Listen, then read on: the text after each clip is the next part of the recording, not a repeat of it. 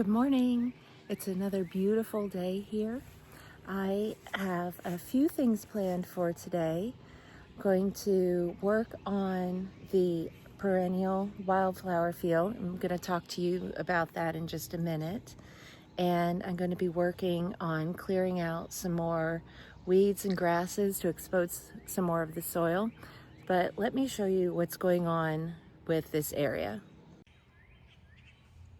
Okay, so this is the area that I worked on tilling last weekend. I got about a third of it done. This is kind of anchored by this magnolia tree and is right across from our arbor here. Sorry, this arch. So I was watching out the window this morning and lots of birds, lots of rabbits coming in through here, and I was noticing that the birds are definitely eating the seeds, and I suspected that yesterday because even though I hadn't expected a lot of them to have germinated already, I had expected more than what I had been seeing.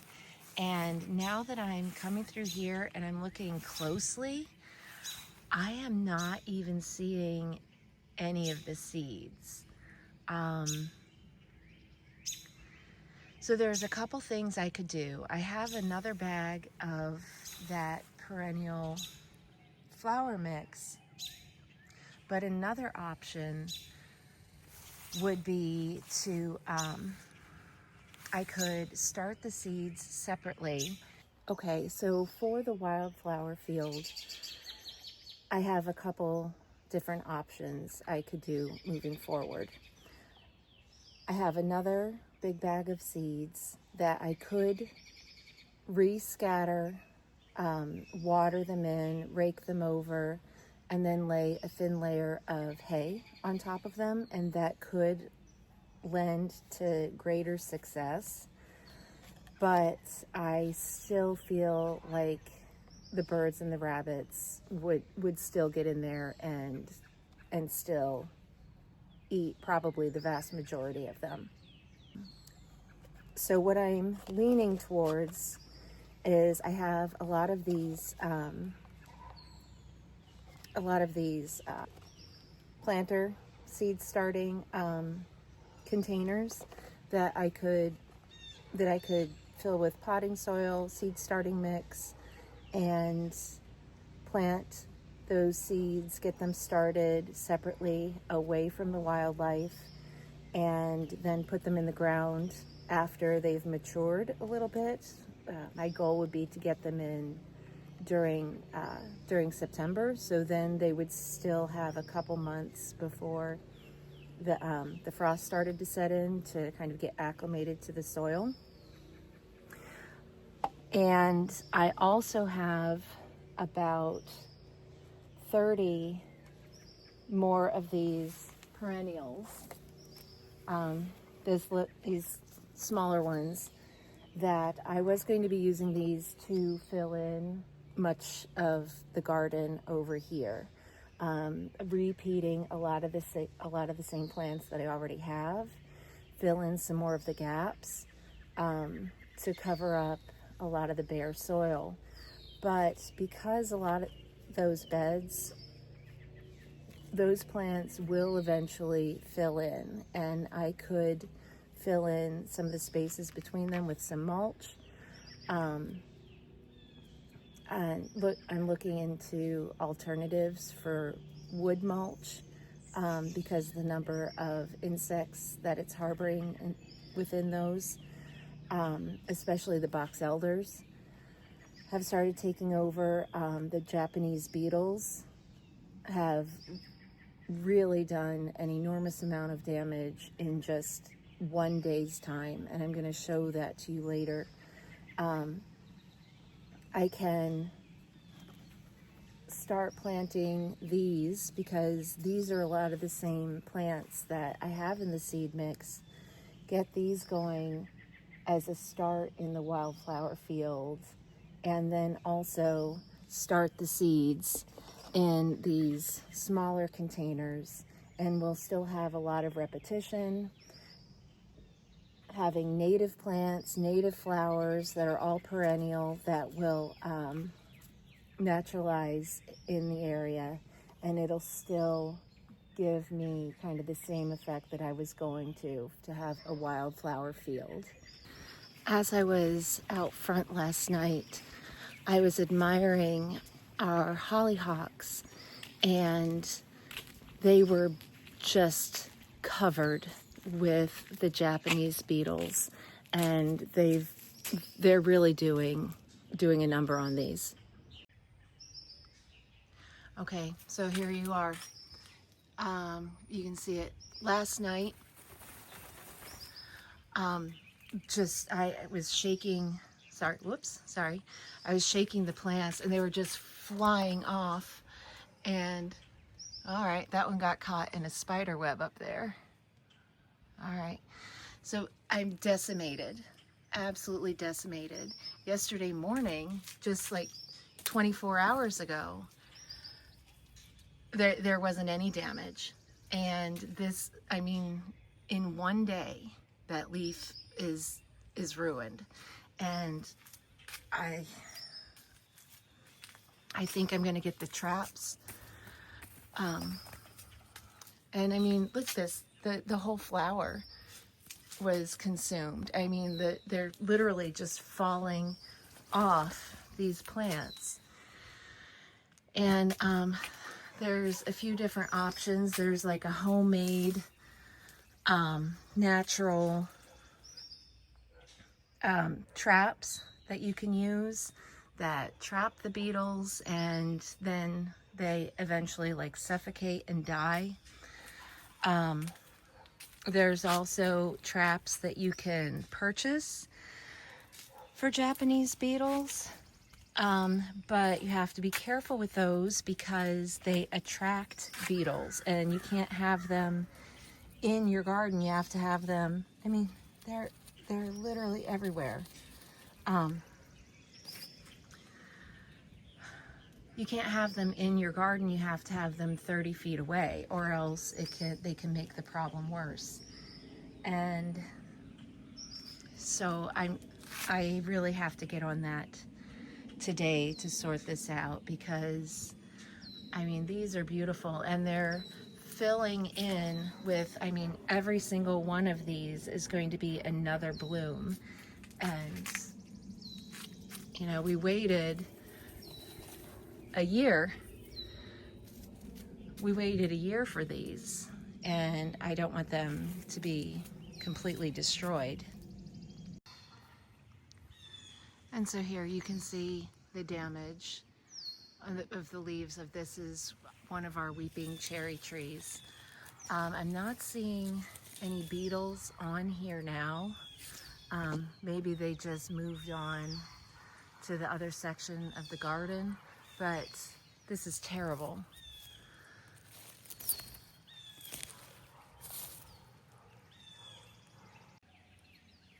Okay, so there's another one. This is the wisteria that's in the middle of my front garden. I have 3 of them, because this is the one, I mean, look at that. So not only are there holes on the leaves, but you see the inside foliage is green and healthy, but then this new growth is turning yellow and white. This should not look like this. And here's another sprout. That is not what this is supposed to look like. And it has to be from these beetles.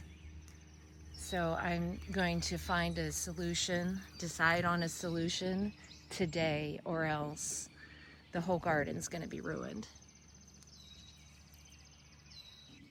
Okay, it's the next morning.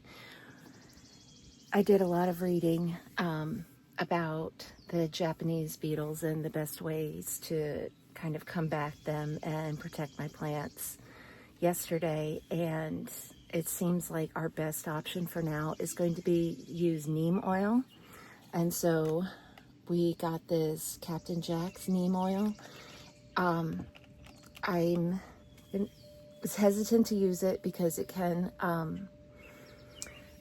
kill beneficial insects, butterflies, bees, like all the insects that we want in the garden, if I spray them directly. So it says to use them in the early morning or in the evening to reduce the damaging effects on those insects. So I'm out here kind of early to try and get a handle on this situation.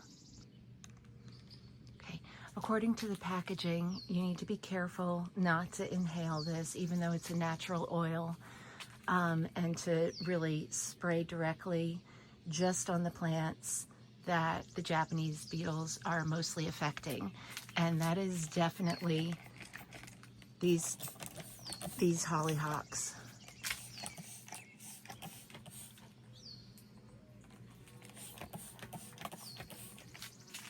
And they are all over everything.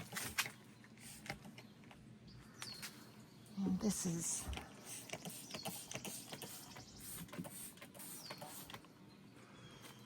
oh, it smells terrible. Just a heads up, it's not a pleasant smell. Okay, I was starting to spray the neem oil, but I'm seeing dragonflies out here, and I don't know if you can see them. See, I don't want to harm the dragonflies, so I basically just sprayed one of the groups of hollyhocks, and now I'm feeling like maybe it's not early enough for me to be out here. I'll focus on, see, but look at these. Just shake them off.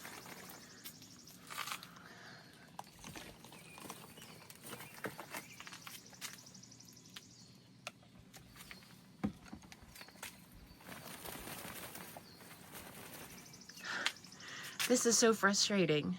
Oh my goodness. I'm gonna give you a bit of an update. This has been a weird day in the garden. I remember I was telling you about what to do with the flower field over there, and I'm gonna give those seeds a little bit more time, and I'm going to scatter another round of seeds and see how that goes. And so then I was in through here, I was watering, and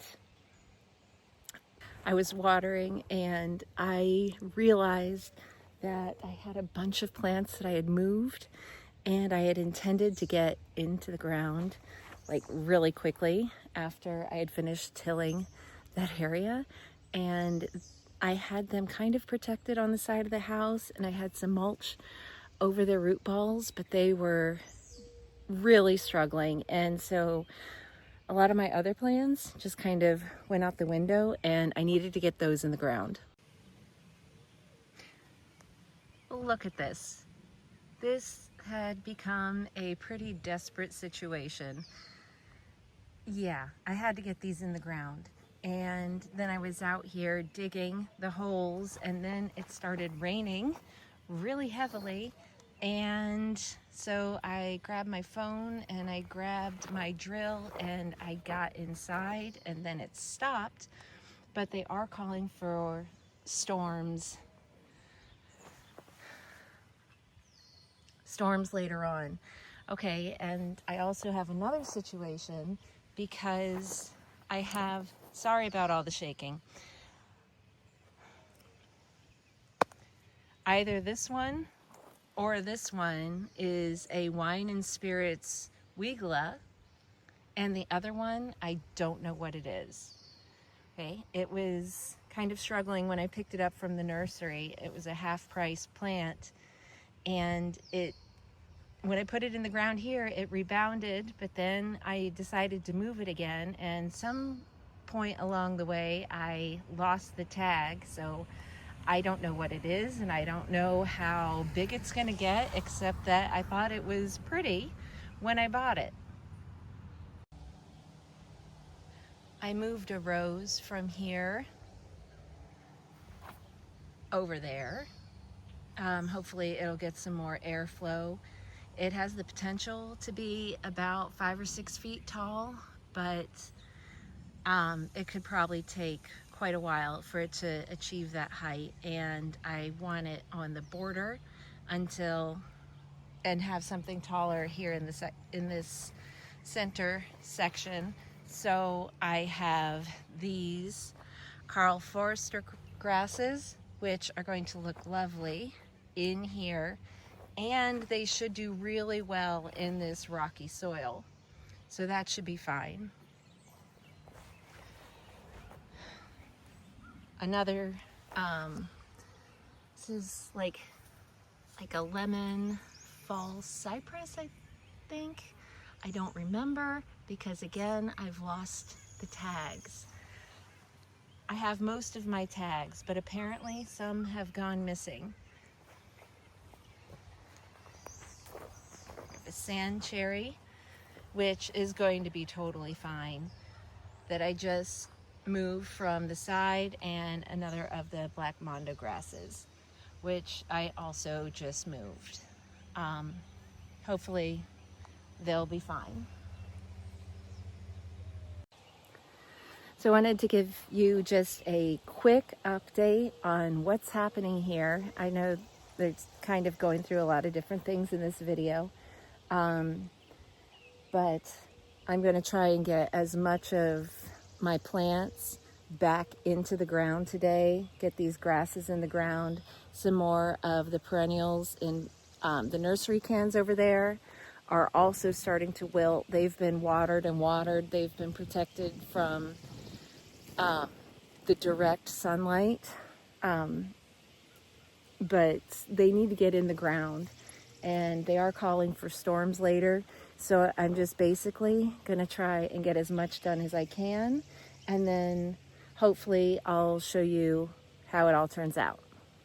Okay, I am red and sweaty, and it's been a bit of a chaos gardening experience the last couple days. Let me show you what we did. Okay, so these grasses, it's probably not showing in the video, but the wind is really picking up. The windmill is spinning pretty quickly, and I love seeing the movement, the windmill, the grasses kind of blowing so gracefully. It's beautiful. I also cleared up this area in here. I can't remember if I already showed you that or not. But this is a good place to call it a day. And thank you for stopping by.